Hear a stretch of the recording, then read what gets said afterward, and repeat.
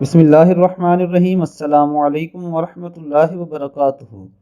حضرت ابو ہریرہ رضی اللہ تعالی عنہ سے روایت ہے کہ رسول اللہ صلی اللہ علیہ وآلہ وسلم نے ارشاد فرمایا، جب امام رکوع سے اٹھتے ہوئے سمیع اللہ لمن حمدہ کہے تو تم اللہم ربنا لک الحمد کہو۔ اس کا یہ کہنا فرشتوں کے کہنے کے ساتھ مل جاتا ہے، اس کے پچھلے سارے گناہ معاف ہو جاتے ہیں۔ دوستو، ہم ہر نماز میں یہ کلمات ضرور کہتے ہیں۔ اللہ تعالی ہمیں بھی ہمارے پچھلے گناہ معاف کروانے کی توفیق عطا فرمائے۔ اب تک کے لیے اتنا ہی۔ اپنا بہت خیال رکھیے گا۔ اللہ حافظ۔